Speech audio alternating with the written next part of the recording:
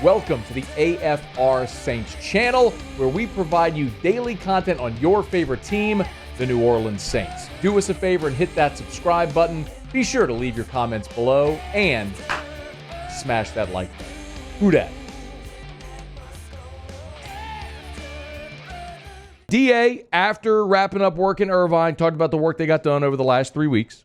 We'll kind of walk through some stuff tomorrow as we get ready for San Francisco. But I think we got a lot, accomplished in the last few weeks. I still think we've got some things that we need to still improve on. But I think overall, I was pleased with the work that we were able to get done, out here in training camp. So now we'll start turning our attention to San Francisco. He was also asked about taking camp on the road, going out to Irvine, and if that was beneficial for this team. Certainly, we enjoy being, in front of our fans, and we'll have a couple opportunities to do that this upcoming week. I do think getting out of the heat and humidity, I think, was beneficial for our guys. And like I said, I think we got a lot of really good work done. And I think our guys being together for what really amounts to about a month with very minimal distractions, I think was beneficial to our football team. So all that sounds good. Now, the real question is, was any of this beneficial to the point where they're going to be a better football team? And that's what we're trying to figure out as they move throughout preseason with games number 2, game number 3 next week, and head toward their season opener against Carolina. Derek Carr seems to think so. So Derek Carr was a guest on SiriusXM Mad Dog Radio, and he was a guest of Adam Shine, and was kind of asked about being this point of camp and where they were a season ago at this point. And Derek Carr, very optimistic. We all probably thought it'd come together sooner than it probably did for us. The truth is, it finally did click. Coming into this year, we were just trying to build off what we had last year. The relationships, the bond, the unity, the time we spend together. I felt like coming into this offseason compared to llast offseason, we're 10 times farther ahead of where we were. And I mean that just as a team, just as a group, as a unit, the bonds that we have. And, that it's the ultimate team sport. And that's the most important thing is the team. And so I think we're stepping into this year trying to build off how last year ended.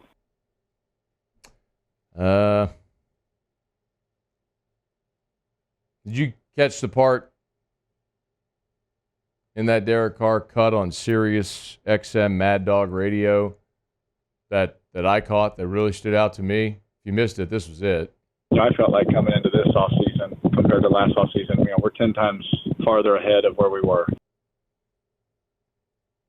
By the way, you're 10 times further ahead, not farther ahead. Far would denote a physical distance. You're not 10 times farther than where you're further ahead. But I'm a grammar nerd, so sorry about that. I apologize. It's me. It's not you. He did say with the bonds, the relationships, the unity, all that sort of stuff. Okay. But I don't know in any way how you could look at the Saints right now and assume this team is 10 times further ahead than they were a year ago. Michael Thomas is gone. Ryan Ramczyk's career could be over. James Hurst retired. Andrew Speed is now a Raider. Juwan Johnson's injured. You drafted Taliese Fuwanga. He's hurt now. You traded up last year to get Nick Saldiveri. He was supposed to be your starting left guard. He's injured. Alvin Kamara's injured. Kendre Miller was injured the first day. Hadn't been out there since. You got a new OC. You got no wide receivers. You got a horrendous offensive line. But you like each other more? Is that the moral of the story? We got to watch this offense play 2 series last week. The first offense, right? The offense that everyone should be so excited about. Because truthfully, if you're playing the optimistic game with the Saints offense, it looks like this. Okay, the personnel last year was plenty good enough. The scheme was the problem. So you keep a lot of the same personnel, you change the scheme, you should be better. That's the glass half full logic, right? To say, well, look, you still got Olave and Shaheed and Alvin Kamara and Derek Carr. And now that ignores the fact that 3/5 of your starting offensive line are gone, that Kamara's been injured, Kendre Miller's injured, Michael Thomas is gone. You don't have anybody after Olave and Shaheed to catch the ball. Juwan Johnson's injured. There's a lot of big questions there that are fair to ask, right? I'm not just dogpiling. But if you're looking for the glass half full component here, that's it. It's the personnel's fine. It was scheme. It was Pete Carmichael. Okay.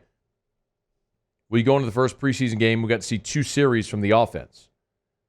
The first series, you ran 6 plays, you got a first down, then you punted. The second series, you went 3 and out, you gained no yards, and you punted. It wasn't great.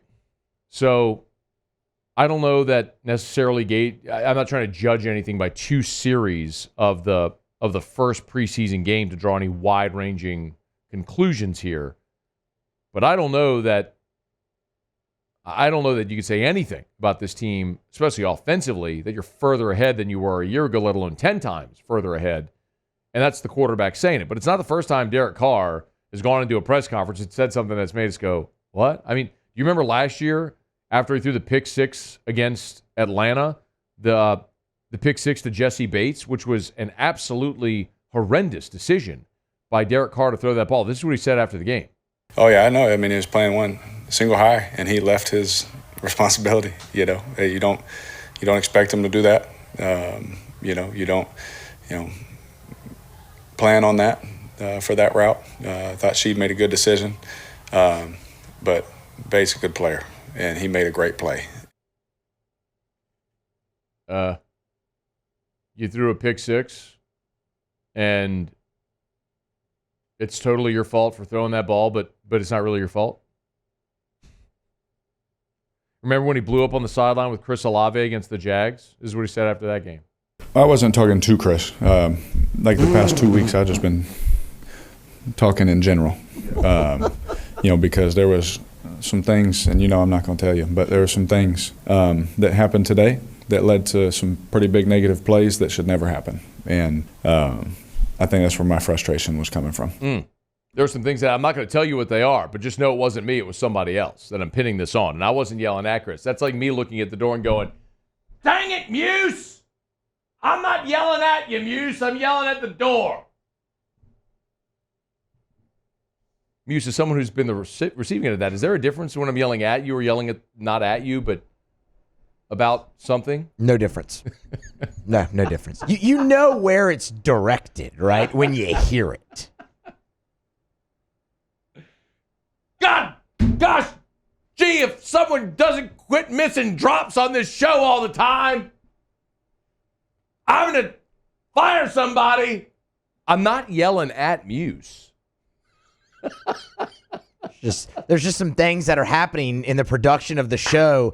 I can't tell you what they are, unfortunately. But there it is. It's the source of my frustration. I'm not going to tell you. Yeah, I'm not going to tell you. But it's the source of my frustration. Oh man. Oh God. Got him. Oh, Derek Carr. When can this be over? When can this? I'm really trying, man. I'm trying to tell you something positive. There's a guy who wagered $4,000 on the Saints to win the Super Bowl. Did you see that? I did see that, yeah. I got some thoughts on that. We'll get to that a bit later in the show when Terrio's here. That would be really fun when Terrio's here. Yeah, for sure.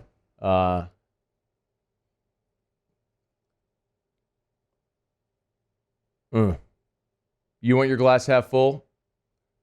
There are teams with as long of odds as the Saints have this year to win the Super Bowl that have won the Super Bowl. And I've told you who they are. The 2001 New England Patriots, the 2017 Philadelphia Eagles, and the 1999 Rams. And as we've been over before, what do all 3 of them have in common? Yeah, do it. Say it. You say it. You know it. So I'm not. It's not PFA. You know it because we've talked about it here. Quarterback. What specifically about the quarterback Muse? Franchise Hall of Fame guy. No, Muse. Well, see, you teed me up for it and I wasn't ready.